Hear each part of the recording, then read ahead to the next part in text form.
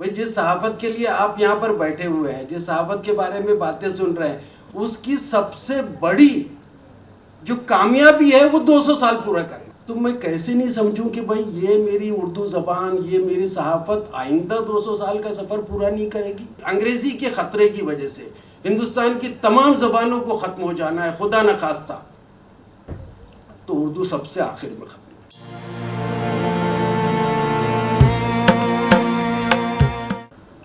اب میں ایک ایسی شخصیت کا آواز دینے جا رہا ہوں جو ممبئی سے آئے ہوئے ہیں، لیکن وہ ممبئی کے ہیں نہیں۔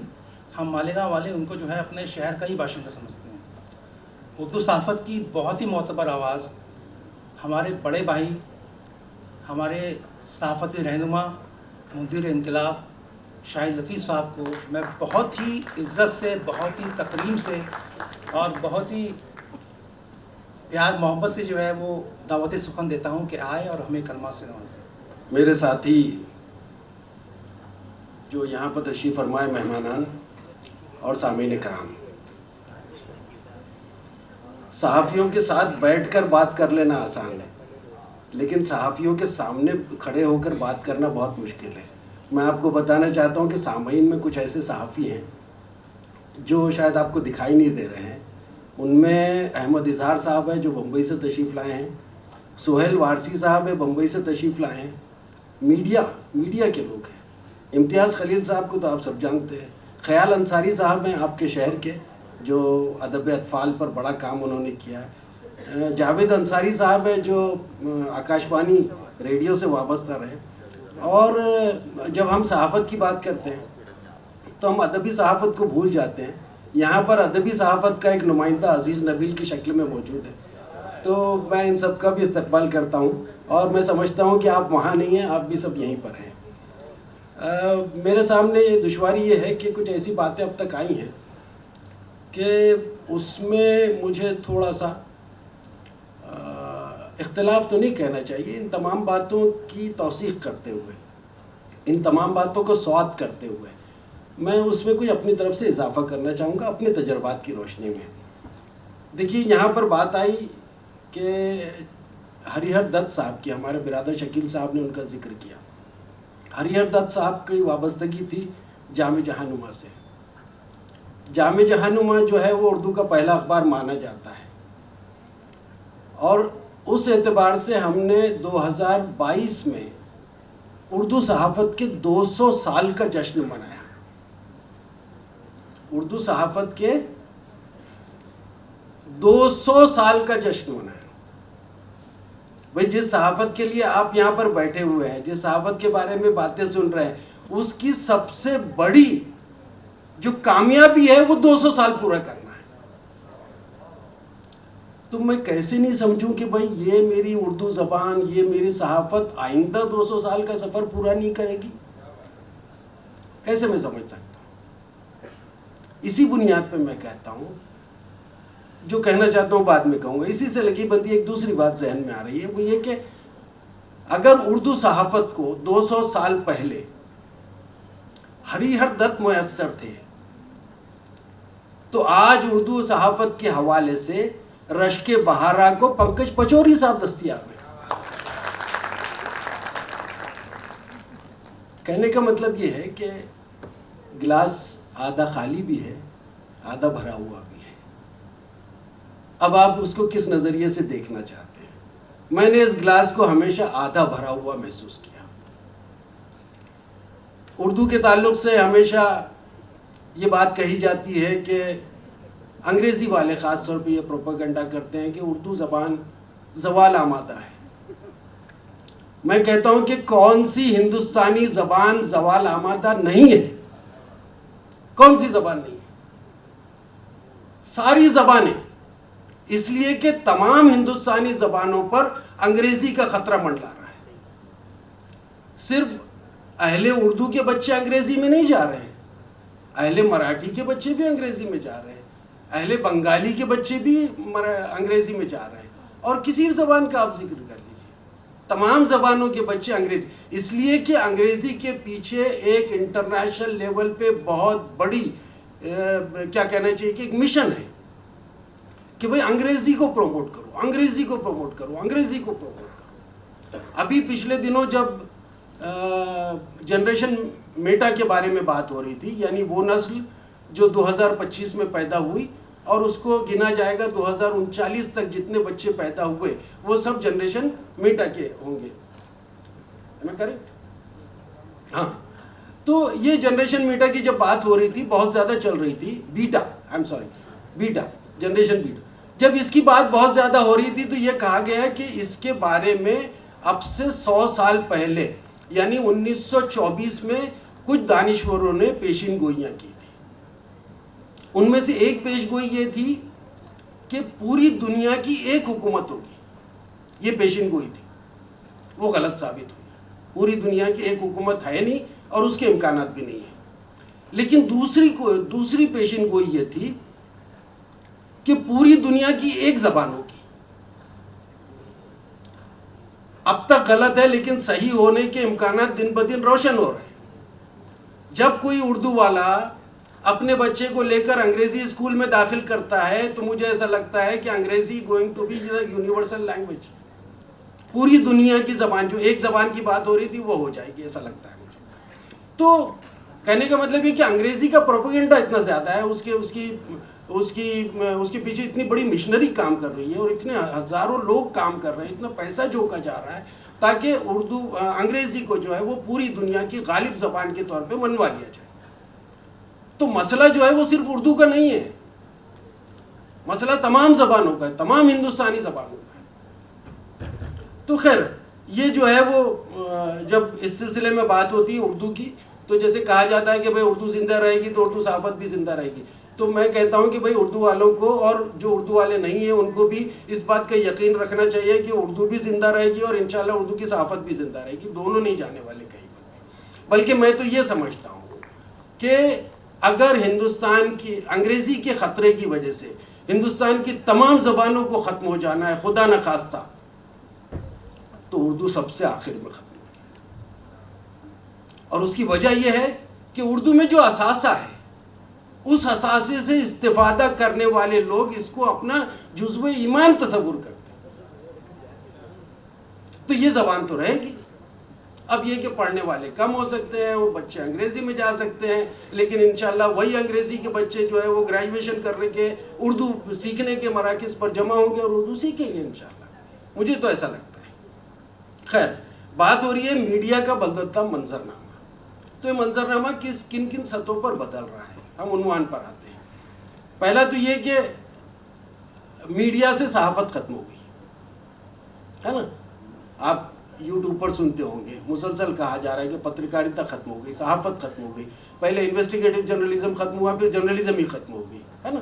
اب جو ہے وہ اوپینین میکرز جو ہے وہ آتے ہیں اور وہ اپنا اوپینین ظاہر کرتے ہیں. تو پہلا مسئلہ یہ ہے، اس طرح سے میڈیا بدل رہا ہے. دوسرا یہ ہے کہ وہ میڈیا جو ہے وہ ترجمان بن گیا ہے، وہ حکومت کا ترجمان بن گیا ہے اور وہ صرف ترجمانی کا حق ادا کر رہا ہے، فریضہ ادا کر رہا ہے، اس کے علاوہ صحافت کہیں سے بھی نہیں کر رہا. تیسرا مسئلہ یہ ہے کہ تجارتی ایجنڈا جو ہے وہ ہر میڈیا ادارے کے سامنے ہوتا ہے اور وہ تجارتی ایجنڈا کے تحت ہی اپنی صحافت کا اس کو گردش دیتے رہتے ہیں. چوتھی چیز یہ ہے کہ جعلی مسائل کو بہت زیادہ اہمیت دی جا رہی ہے. جو غالب میڈیا ہے ہمارے یہاں وہ جعلی مسائل کو، حقیقی مسائل پہ بات نہیں ہوگی. مثال کے طور پہ غریب جو ہے وہ اپنے مرحوم باپ کی لاش کو جو ہے وہ کاندھے پہ ڈھوتا ہوا آ رہا ہے صرف اس لیے کہ اس کو ایمبولینس نہیں ملی. تو یہ مسئلہ جو ہے وہ فرنٹ پیجز پہ نہیں آئے گا یا ٹی وی کی بہت ہی بریکنگ نیوز میں نہیں آئے گا. بریکنگ نیوز میں کچھ اور چلتا رہے گا. تو جعلی مسائل حاوی ہو گئے ہیں اور حقیقی مسائل دبا دیے گئے ہیں. پھر اس کے بعد میں پروپیگنڈا حاوی ہے کہ بھئی کس کمیونٹی کو ٹارگیٹ کرنا ہے یا کس زبان کو ٹارگیٹ کرنا ہے یا کون سے ایشوز کو ٹارگیٹ کرنا ہے. تو اس طرح سے جو ہے وہ یہ میڈیا بدل رہا ہے اور جس طرح سے بدل رہا ہے یہ ظاہر سی بات ہے کہ مثبت اس میں کوئی مثبت بات نہیں ہے. یہ سب ساری چیزیں منفی ہیں. لیکن آپ کے ہمارے لیے بڑے اطمینان کی بات یہ ہے کہ صحافت اگر کمزور ہو رہی ہے یا ختم ہو رہی ہے تو صحافی زندہ ہے. کئی صحافی ایسے ہیں جو آج بھی اپنی بات ببانگ دہل کہہ رہے ہیں اور آپ ان کی باتوں کو سن رہے ہیں، آپ ان کی باتوں کو پسند کر رہے ہیں. چنانچہ ان کی ٹی آر پی جو ہے وہ مسلسل بڑھ رہی ہے.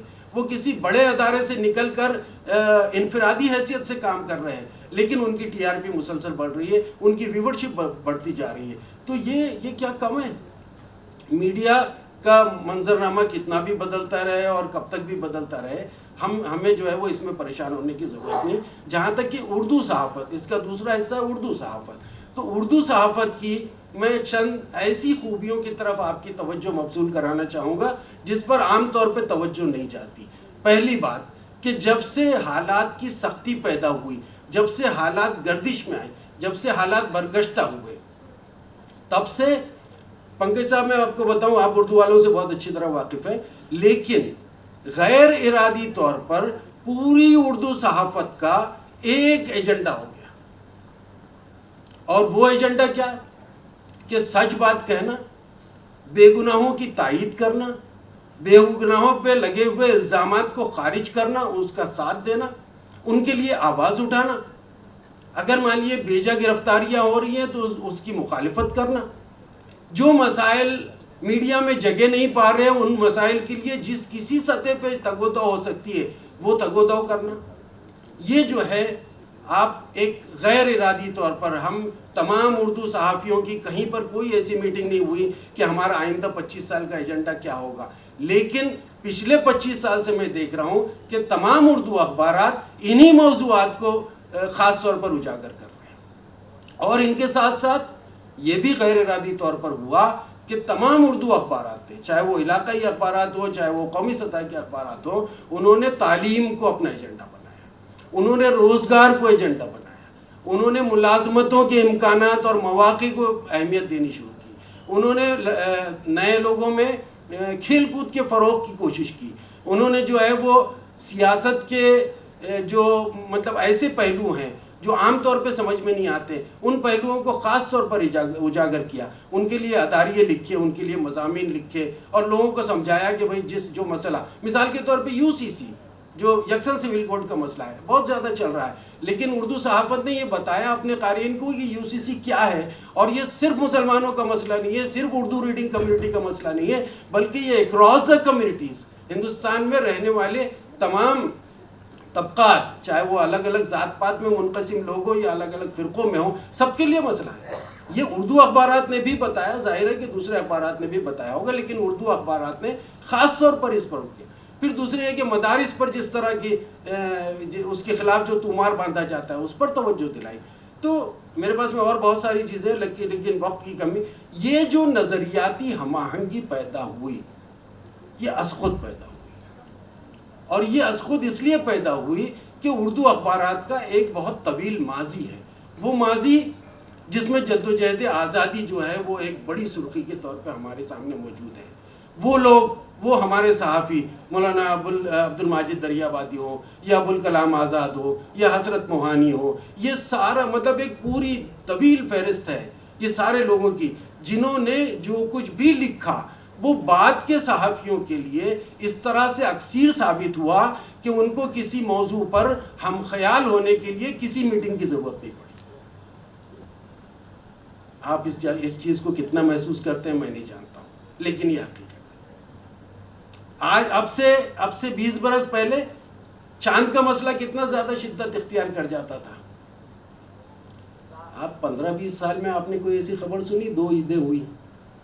نہیں ہوئی. صحافت اپنا رول ادا کر رہی ہے کسی طرح سے. بہت ساری باتیں منظر عام پر آتی ہیں, بہت ساری باتیں منظر عام پہ نہیں آتی. تو میڈیا کا منظرنامہ چاہے جتنا بدلتا رہے, اردو کا منظرنامہ, اردو صحافت کا منظرنامہ جو ہے وہ اپنی روش پر, اپنی صالح روش پر, اپنی نظریاتی روش پر اب بھی قائم. تو یہ چند باتیں میں عرض کرنا چاہتا تھا آپ کے سامنے. یہاں جو ہے وہ عامر علی صاحب نے جس طرح کی باتیں کہیں کہ کس طرح سے ریونیو کے لیے ہم کو محنت کرنی چاہیے. کارپوریٹ سیکٹر جو پروڈکٹس بناتا ہے وہ اردو ریڈنگ کمیونٹی بھی استعمال کرتی ہے, چنانچہ اس کے لیے ہمارے پاس میں پریزنٹیشنز ہونا چاہیے, بڑی کارپوریٹ کمپنیز کے پاس میں جا کر ہمیں پریزنٹیشن دینا چاہیے وغیرہ. میں نہیں سمجھتا کہ ریونیو بھی کوئی ایسا بڑا مسئلہ ہے اگر ہم اس کے لیے مسلسل محنت کریں. جہاں تک کہ اردو ریڈرشپ کی بات ہے, میں آپ کو بتانا چاہتا ہوں کہ کووڈ کے بعد میرا ذاتی تجربہ, میں اپنے اخبار کی بات کر رہا ہوں, کووڈ کے بعد جو کاپیاں کم ہوئی، اخبار کی اشاعت کم ہوئی، تو کووڈ ختم ہونے سے پہلے پہلے اخبار کی اشاعت 85% تک واپس آ گئی تھی. آپ سمجھ رہے ہیں؟ تو یہ طاقت ہے اس زبان کی. اور میں کہتا ہوں کہ جو لوگ اردو نہیں پڑھ رہے ہیں وہ بھی کل اردو پڑھیں گے. جو بچے انگریزی میڈیم میں جا رہے ہیں، جو دیگر زبان، وہ بھی اردو میڈیم میں پڑھیں گے، اس لیے کہ ان کے مسائل کی ترجمانی جو ہے وہ کوئی اخبار کرتا ہے تو وہ اردو اخبار کرتا ہے. اور یہ ہوگا، آپ دیکھ لیجئے دھیرے دھیرے یہ حالات پیدا ہو رہے ہیں. ہمارے بھیونڈی میں ضیاء الرحمان صاحب کہاں ہیں؟ آپ کے یہاں ایسا ہوا ہے نا کہ انگریزی میڈیم میں بچے کو داخل کیا گیا تھا، وہاں سے نکال کر اردو میڈیم میں ڈالا گیا. جی ابھی بھی جاری ہے، دیکھیے ضیاء الرحمان صاحب کا یہاں پر بھی جاری ہے. تو یہ میں جو کہہ رہا ہوں، ہو سکتا ہے کہ آپ کو ایسا لگے کہ میں بہت زیادہ خوش فہمی میں، خوش خیالی میں مبتلا ہوں، لیکن یہ میں اپنے ذاتی تجربات کی بنیاد پر یہ ساری باتیں آپ سے کہہ رہا ہوں. آخر میں چلتے چلتے اپنی بڑائی نہیں کرنی ہے، خود ستائی نہیں کرنی ہے، لیکن میں آپ کو ایک چھوٹی سی بات بتاتا چاہ رہا ہوں کہ یہ اردو پڑھنے والی جو قوم ہے اس کے اندر کتنی طاقت ہے. جب ہم نے تعلیمی انقلاب جاری کرنے کا فیصلہ کیا تو ہمارے جو سی او تھے اس وقت کے، انہوں نے مجھ سے پوچھا کہ شاہد بھائی یہ آپ نے جو بنایا یہ تو بہت اچھا آپ کا آئیڈیا ہے، لیکن آپ کتنی کاپیز چاہتے ہیں، کتنی کاپیز چھپنی چاہیے؟ میں نے کہا کہ سر میرا بہت محتاط اندازہ یہ ہے کہ 5000 کاپی تو چھپنی چاہیے، اس لیے کہ میں نے بہت سارے اردو اخبارات کو 3000 پہ دم توڑتے ہوئے دیکھا ہے. تو میں نے کہا کہ سر 5000 کاپی، انقلاب بڑا اخبار ہے اور اس کی شہرت بھی دور تک ہے، تو 5000 کاپی ہونی چاہیے. انہوں نے وہی سوال ہمارے سرکولیشن ڈپارٹمنٹ سے کہا کہ بھئی آپ کیا کہتے ہیں؟ سرکولیشن ڈپارٹمنٹ نے کہا کہ نہیں ہم جو ہے وہ شاہد بھائی سے ڈیفر کرتے ہیں، اور 5000 نہیں، کم از کم 8500 کاپی ہونی چاہیے، اس لیے کہ ہم اسکولوں میں جاتے ہیں تو دیکھتے ہیں کہ بھئی کس طرح سے انقلاب کو ہاتھوں ہاتھ لیا جاتا ہے. ہمارے سی او نے کہا کہ شاہد بھائی کے 5000 کو بھی میں قبول نہیں کرتا اور سرکولیشن ڈپارٹمنٹ کے 8500 کو بھی قبول نہیں کرتا. میں یہ چاہوں گا کہ let us be very practical, وہ یہ کہ اس جمعہ کو جو اخبار انقلاب چھپے گا اس کی ہر کاپی کے ساتھ تعلیمی انقلاب کی پہلی کاپی بطور نمونہ تمام قارئین میں تقسیم کی جائے، فری تقسیم کی جائے. تو ہم نے کہا کہ یہ تو ہو جائے گا، ٹھیک ہے، اس میں کاسٹ ہے، کیا ہوگا پھر کیا؟ تو انہوں نے کہا کہ جب سارے لوگ، سارے قارئین ہمارے اردو تعلیمی انقلاب دیکھ چکے ہوں گے تب ہم جو ہے وہ ان سے، اپنے اخبار فروشوں سے پوچھیں گے کہ آپ کتنی کاپی خریدنا چاہیں گے، اور اس کے بعد میں ہم فیصلہ کریں گے کہ ہم کو کتنی کاپی شائع کرنی ہے. آپ یقین جانیے شاہد لطیف کے 5000 کی کوئی اوقات نہیں، ہمارے سرکولیشن ڈپارٹمنٹ کی پنکج صاحب 8500 کی کوئی اوقات نہیں. جو پہلا آرڈر آیا ہمارا وہ 22,500 کا تھا. آپ یہ سوچیں، یہ اتنی طاقت ہے. اب آپ اس پہ آرگومنٹ ہو سکتا ہے، بحث ہو سکتی ہے کہ صاحب یہ مہاراشٹر میں یہ حال ہے اور یو پی میں نہیں ہے، یا بنگال میں نہیں ہے، یا بہار میں نہیں ہے. تو ٹھیک ہے، آپ پہلے مہاراشٹر میں تو اسٹرانگ ہو جائیے، اور جب مہاراشٹر میں اسٹرانگ ہو جائیں گے تو ہم بہار بھی چلیں گے انشاءاللہ، اور پھر ہم بنگال بھی جائیں گے، اور عامر صاحب کو ساتھ میں لے کر اور کسی ریاست کی تفریح کے لیے نکل جائیں گے. اس طرح سے پہلے تو میری ایک آپ سب سے درخواست ہے کہ پہلے اپنی طاقت کو محسوس کیجیے. زبان آپ کی طاقت ہے، اس زبان کی صحافت آپ کی طاقت ہے، اس زبان کے اسکول آپ کی طاقت ہے، اس زبان کے معلم آپ کی طاقت ہے، اس زبان میں گفتگو کرنے والے علماء آپ کی طاقت ہے، اس زبان میں اپنے خیالات کا اظہار کرنے والے دانشور آپ کی طاقت ہے. اس طاقت کو محسوس کیجئے تو آپ کو لگے گا کیا کس طرح کی توانائی میرے اندر آ گئی ہے. یہی پیغام میں آپ کو دینا چاہتا تھا. بہت بہت شکریہ.